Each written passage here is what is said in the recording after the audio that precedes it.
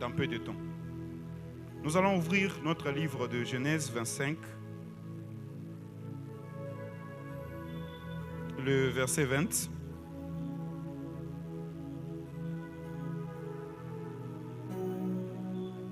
Bon, pour permettre de gagner le temps, nous allons lire le Genèse 25, le verset 22. Les enfants... Bon, on peut rentrer vers 20. Ah, ça va. Abraham engendra Isaac. Isaac était âgé de 40 ans. Quand il prit pour femme Rebecca, fille de Bethuel, l'araméen, de Pandan, Aram, et sœur de Laban. Isaac implora l'Éternel pour sa femme, car elle était stérile. Et l'Éternel l'exauça. Rebecca, sa femme, devint enceinte. Les enfants s'est heurtés. C'est-à-dire il y avait déjà une guerre des nations dans la grossesse de Rebecca. Et pendant que les enfants s'est heurtés, et elle dit, s'il en est ainsi, pourquoi suis-je enceinte? En allant consulter l'Éternel. Et l'Éternel lui dit, 2 nations sont dans ton ventre, et 2 peuples sépareront au sortir de tes entrailles. Un de ces peuples sera plus fort que l'autre, et le plus grand sera assujetti au plus petit. Le plus grand, c'est Ésaü, et le plus petit, c'est Jacob. Donc Dieu était en train de déterminer quel serait le sort de ces 2 nations qui étaient en train de se battre. Amen. Amen. Est-ce que vous savez seulement que quand vous étiez dans le sein de votre maman, il y avait une guerre qui s'effectuait avant que vous ne soyez nés.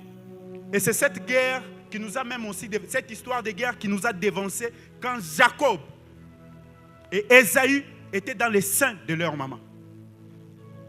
Alors qu'est-ce qui s'est passé? On ne saura pas lire toute l'histoire parce qu'il y a beaucoup de versets. Si nous allons en Proverbe 10, 22, où on parle de la bénédiction de Dieu, c'est la bénédiction de Dieu qui enrichit et ne se fait point suivre d'aucun chagrin.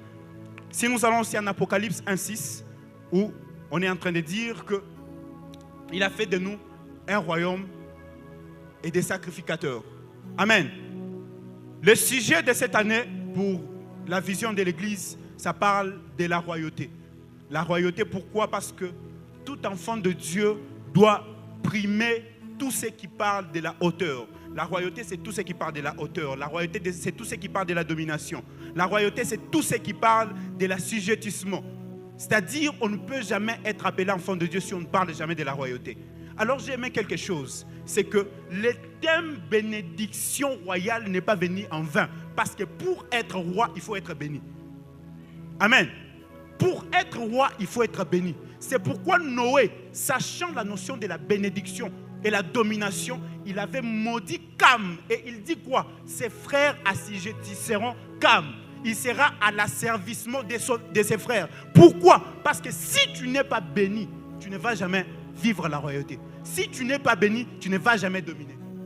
Amen. Amen. Et sachez une chose. Quand vous êtes béni, cela ne se manifeste pas seulement matériellement. La manifestation matérielle, elle est précédée par une parole. Dis avec moi, elle est manifestée par une parole. Si tout ce que tu as n'ont jamais été précédé par une parole, c'est-à-dire que tu n'as jamais été béni. Est-ce que quelqu'un m'entend? Est-ce que quelqu'un m'entend? Quand Dieu bénit Jacob, il ne bénit pas en disant que Jacob, je t'ai béni. Il dit que Jacob, tu seras toute une grande nation et de toi proviendront plusieurs nations. Et il va dominer. C'est-à-dire que tout ce que tu auras, si ça ne provient jamais d'une parole déclarée de Dieu, ou soit des noms de Dieu, c'est-à-dire ça n'a jamais été une bénédiction pour toi. C'est-à-dire tout ce que tu dois recevoir, ça doit être le fruit d'une bénédiction. Et la bénédiction, c'est d'abord la parole. La bénédiction, c'est la parole. Est-ce que tu peux dire avec moi, la bénédiction, c'est la parole? Alors, il y a plusieurs réalités que vous devrez savoir, parce que nous parlons de la bénédiction de Jacob face à la bénédiction d'Israël. L'histoire de Jacob, elle est résumée d'une manière qu'on ne peut pas répéter plusieurs fois, plusieurs les connaissent, mais je vais un peu, de manière synthétique, expliquer cette histoire. C'est 2 frères qui se retrouvent dans une famille. Et cette famille, c'est une famille bénie de Dieu parce que Isaac est une c'est-à-dire et une descendance d'Abraham. Abraham qui est béni de Dieu. Et c'est que Abraham n'a pas pu vivre avec Dieu. Isaac devrait continuellement vivre ça. Et ça devait être de même le cas avec Jacob ou soit Esaü. Mais Dieu, c'est comme s'il est en train de tourner le dos vers Esaü en disant que le plus grand sera dominé par le plus petit. On ne sait pas comment est-ce qu'il sera dominé. Mais chose qui m'étonne, c'est quoi? C'est de la manière dont les choses s'effectuent, ça nous trouble la tête. Parce que Dieu a un plan pour Jacob, mais nous voyons la maman de Jacob qui a aussi un autre plan pour Jacob. Amen. Mais il y a deux choses que vous devez savoir. C'est quoi? Quand vous voulez vivre la bénédiction de Dieu, il y a deux cadres auxquels on est exposé. Il y a les cadres auxquels on a un choix. Il y a un autre cadre auquel on n'a pas de choix. Les cadres auxquels on a de choix, c'est lequel? Les cadres auxquels on a de choix, c'est le cas d'Abraham qui s'est retrouvé devant le roi de Sodome et Gomorrhe, qui lui propose en lui disant que j'ai des choses à te donner, mais en échange avec deux personnes. C'était comme une offre gratuite qui lui était donnée par le roi de Sodome. Mais étant donné qu'Abraham sait qu'il n'est pas obligé d'accepter cette offre, il a décliné l'offre. Il a décliné l'offre. Pourquoi? Parce qu'il savait bien l'intérêt qui était poursuivi par le roi de Sodome. Il ne voulait pas être enrichi ou soit être élevé par un roi de Sodome. Mais le deuxième cas, c'est le cas de Jacob, qui n'avait pas de choix si ce n'est qu'accepter cette offre d'être né dans la famille d'Isaac. Est-ce que quelqu'un m'entend? C'est-à-dire quoi? Abraham s'est retrouvé dans une condition où il avait le choix d'accepter ou soit de ne pas accepter. Jacob s'est retrouvé dans une condition où il devait quasiment accepter parce que la famille, on ne la choisit pas. La famille, on ne la choisit pas. Et c'était ces plans-là qui étaient organisés par Dieu. Mais Dieu n'a pas dit directement que Rebecca, tu devrais faire ça pour Isaac contre son frère. Mais c'était dans le plan de Dieu. C'est-à-dire, Dieu a un plan pour que Jacob puisse vivre ça. Mais dans ce plan-là, il y a un autre plan. Mais ce plan-là n'a été jamais prévu par nous-mêmes. On n'a jamais choisi de vivre ces plans. Et nous-mêmes, on n'a jamais pensé vivre ces plans. C'est-à-dire, on n'a jamais choisi cela. Il y a des gens ici, plusieurs personnes, ils vivent certains plans du monde. Ils vivent les plans selon la famille. C'est le même cas avec Jacob. Jacob pensait que la bénédiction pouvait provenir de la famille. Il pensait que la bénédiction pouvait provenir par le canal de sa maman. Or, ce n'était pas ça. Amen. Mais en vivant cette bénédiction-là, nous nous rendons compte que cette bénédiction-là l'a compliqué de plus en plus. Ça a causé la fuite, ça a causé des rancunes avec son frère. Et lui, le voleur de la bénédiction d'une autre personne, il a trouvé un voleur plus que lui-même. Laban. Il a volé, c'est-à-dire 14 fois, on peut dire, 7 ans de servitude, 7 autres années. Et quand Jacob est parti, pensant qu'il était béni, il est retourné, pas selon ce qu'il pensait. Est-ce qu'elle m'entend? Il est allé croiser une autre réalité que ce que lui pensait. Lui pensait que la bénédiction de son père suffit. Or, il y avait un Dieu qui devait croiser à Bethel. Amen. Il y avait un Dieu qui devait croiser à Bethel. La première réalité que vous devez savoir sur la bénédiction, c'est quoi? La bénédiction est un plan de Dieu. Et un plan de Dieu, ce n'est pas quelque chose qui se réalise instantanément. C'est tout un parcours. C'est tout un parcours. Et dans ces parcours, dans la plupart des cas, les réalités négatives prennent un long moment que les réalités positives. Tu ne vivras jamais le bonheur un long moment que le malheur. C'est le malheur qui domine toujours. Mais ce que j'aime avec le bonheur avec Dieu, quand on vit le bonheur, on oublie même les 20 ans de malheur qu'on a vécu. J'aimerais que ce soir, Dieu donne à quelqu'un la capacité de vivre un bonheur qui va lui faire oublier un malheur de 20 ans. Que Dieu puisse vivre à quelqu'un un bonheur qui va lui faire vivre les souffrances de 20 ans. Est-ce qu'elle m'entend? Est-ce qu'elle m'entend? On va évoluer rapidement. Autre chose, la bénédiction de Dieu étant comme un plan. Pourquoi le plan de Dieu? C'est pour nous permettre une bonne préparation. Il y a beaucoup de gens qui n'acceptent jamais la préparation, qui n'aiment jamais passer par la préparation. Pourquoi la préparation? Est-ce que vous savez que Une fois que vous vous retrouvez devant des opportunités, tout ce qui va vous élever devant des opportunités, c'est la préparation. David, bien sûr, il avait la grâce de chanter. David, il a eu la grâce de chanter. En chantant, il a eu cette grâce d'entrer dans la maison royale, dans le palais royal. En entrant dans le palais royal, il a eu l'offre d'affronter Goliath. En ayant l'offre d'affronter Goliath, c'était comme une opportunité pour lui. En affrontant Goliath, il n'a pas affronté Goliath parce qu'il fallait affronter Goliath parce qu'il avait Dieu. Non, certaines choses, on n'affronte jamais parce qu'on a Dieu. On affronte les choses parce qu'on s'est bien préparé. Parce qu'avant que David puisse combattre Goliath, il a présenté son CV en tant que la personne qui a arraché tous ces bétails de la gueule de l'ours. Il a présenté son CV. Et une chose que j'aime encore, dans la préparation, après être préparé, quand on se retrouve devant des opportunités, on n'affronte jamais des grands combats avec ce que le monde nous offre. On affronte les grands combats avec ce avec quoi on est habitué de se battre quand on était préparé. David ne s'est pas battu avec les armures israélites. David s'est battu avec les armures avec lesquelles il s'est habitué. C'est-à-dire ses 5 pierres et son carquois. Beaucoup de gens comptent sur la grâce, mais ils oublient que devant l'opportunité, ce n'est plus la grâce. Parce que déjà l'opportunité, c'est une grâce. Amen. L'opportunité est déjà une grâce. David a eu l'opportunité qu'on lui donne Goliath face à lui. Quelque chose qu'on ne pouvait pas normalement accepter parce qu'il était court de taille, il n'était pas si élancé, il n'était pas costaud et il n'avait pas des armes possibles pour affronter Goliath. C'était déjà une opportunité, c'était déjà une grâce. Mais c'est la préparation qui comptait beaucoup plus. Combien de fois tu t'es préparé et à quel point tu pourras affronter tous les combats difficiles qui se présenteront devant toi.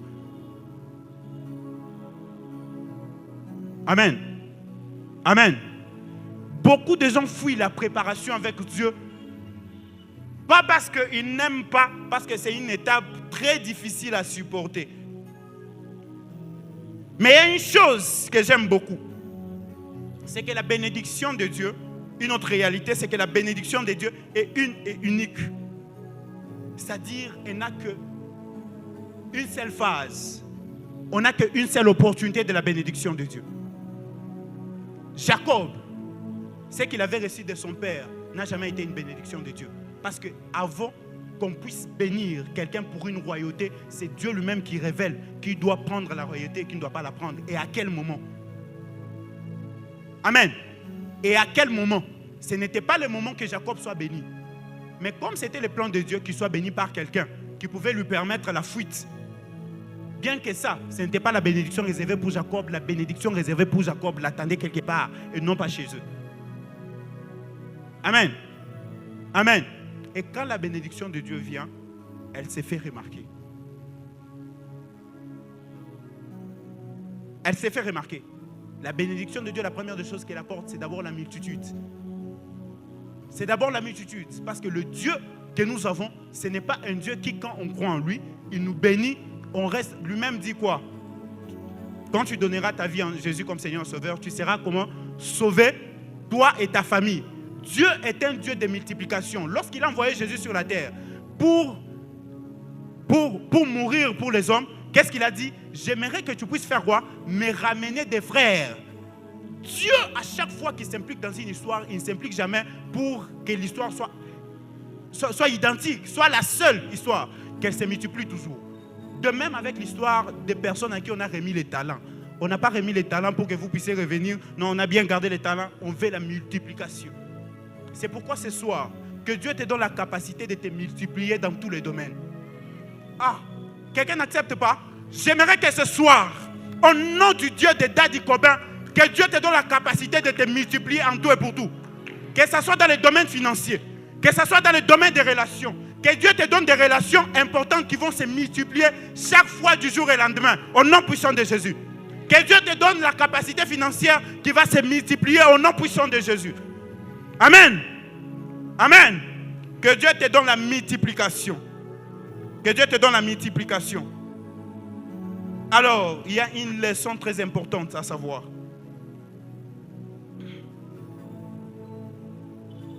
Vous savez que quand on nous bénit, Dieu nous bénit et on prend la place royale. il y a des choses que nous devons savoir avant d'être roi et des choses qu'on doit savoir quand on est roi. Il y a des choses qu'on devait vaincre quand on n'était pas encore dans la royauté. Et il y a des choses qu'on doit faire aussi quand on est dans la royauté. Vous savez quoi? Notre Dieu, c'est un Dieu qui, quand il t'établit à un endroit, à un certain niveau, il ne va pas permettre à ce niveau-là, que tu continues toujours à vivre les mêmes choses que tu devais vivre quand tu étais encore au niveau plus bas. C'est-à-dire quoi? Il y a des choses que tu devais apprendre quand Dieu t'élève. Il y a des choses que tu dois apprendre quand tu étais encore très bas. Amen. David pouvait apprendre comment se défendre quand il était encore dans la brousse. Mais David, pendant les temps de la guerre, c'est l'expertise maintenant de la brousse dans laquelle il a appris à se battre. Il a appris à garder les troupeaux. Et la deuxième des choses, Dieu ne bénit jamais un être par apparence. Dieu bénit les cœurs. Tu ne vivras jamais la bénédiction de Dieu aussi longtemps que tu n'as pas un cœur selon ce que l'Éternel recommande pour une bénédiction de quelqu'un. Samuel se présente dans la maison d'Isaïe pour bénir. Pour lui, il voulait bénir Eliab parce que tous les enfants sont présentés. Il voulait bénir Eliab. Mais il voulait le bénir selon lui-même. Parce que j'ai bien dit, la bénédiction de Dieu, elle se réalise selon la révélation de Dieu elle-même. On ne bénit pas. C'est pourquoi beaucoup de gens ne comprennent, ne discernent pas à quel moment ils doivent être bénis. Beaucoup de gens ne discernent jamais à quel moment ils doivent être bénis. Samuel se présente devant la maison d'Isaïe. Il veut bénir Eliab. Mais selon Dieu, Dieu ne voyait pas Eliab. Dieu voyait David. Selon quoi? Selon son cœur. Parce qu'il voyait son cœur qui était pur. Il avait un cœur selon lui. Il avait un cœur selon ses directives, selon ses projets. Est-ce que ton cœur, quand Dieu le regarde, trouve-t-il son intérêt? Est-ce que quand Dieu regarde ton cœur, il trouve son intérêt? Quand Dieu regarde ton cœur, trouve-t-il ses avantages? Il y a beaucoup de gens qui ont vendu leur cœur à la haine. Il y a beaucoup de gens qui ont vendu leur cœur à la prostitution.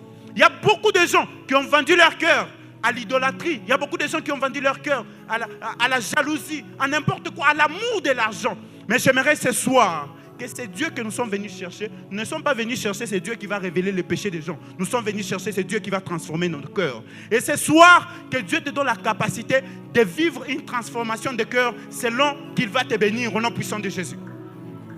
Que Dieu te donne la transformation du cœur, qu'il va te bénir selon sa bénédiction. Beaucoup de cœurs des gens sont divergés vers l'argent. Beaucoup de cœurs des gens sont divergés vers la gloire. Est-ce que ton cœur supportera la gloire que Dieu te donnera? L'une des choses, c'est l'humilité. Dieu aimait David pour l'humilité. Seras-tu à mesure de supporter cette grandeur que Dieu te donnera? Il y a beaucoup de sœurs ici. Quand Dieu te donnera le mariage, seras-tu supporter cette grandeur de mariage, cette gloire de mariage? Vous verrez une sœur, Dieu l'a bénie. Depuis que Dieu l'a bénie, dans les chaises, elle est toujours comme ça. Et sa mère, quand elle veut élever ses mains, elle lève la main avec la bague. Pour montrer aux gens que je suis marié. Ah, est-ce que vous savez que ce n'est pas seulement la fin? David pensait qu'être roi, chanter pour lui, c'était la fin, ce n'était pas la fin. Il y avait un Absalom devant lui. Il y avait des défaites devant lui. Mais si au moins tu reconnais la place de Dieu, parce que dans la plupart des cas, quand David a perdu le combat, c'était parce qu'il était trop confiant. Il était trop confiant. J'aimerais que ce soir, Dieu te donne un cœur qui va pouvoir supporter sa gloire. Que Dieu te donne un cœur qui va pouvoir supporter sa gloire. Nous les frères, chaque fois on est ici régulièrement dans les bancs. Je me prêche aussi. On est régulièrement dans les bancs, on cherche Dieu. Que Dieu nous donne l'argent, qu'il donne l'argent. Est-ce que tu vas supporter? Parce qu'il y a de ses frères, depuis qu'il a l'argent, à chaque fois que le pasteur l'appelle, c'est pour lui demander. Chaque fois que le président l'appelle, l'engagement, c'est comme si nous, quand on fonctionnait là, on fonctionnait avec ton argent. Dieu te bénit, il trouve son avantage en toi pour que tu puisses soutenir son œuvre. C'est comme si on ne va pas fonctionner avec ton argent. Hein? Certaines personnes, on va commencer à bloquer leur argent. Pourquoi? Parce que Dieu ne trouve pas son avantage. Dieu ne trouve pas son intérêt. Dieu ne trouve pas son intérêt. Tu partais à la montagne, tu servais Dieu. TikTok là, c'était des prédications de pasteurs, c'était des prédications de daddy. Mais quand tu es marié, si on colle la chanson des Fali, la chanson des Ferré, à ta fête de mariage. Que Dieu trouve la gloire dans ce que tu cherches. Que Dieu trouve sa gloire. Et j'ai prie que ce soir, Dieu te donne un cœur de la royauté dans le nom puissant de Jésus et que Dieu vous bénisse.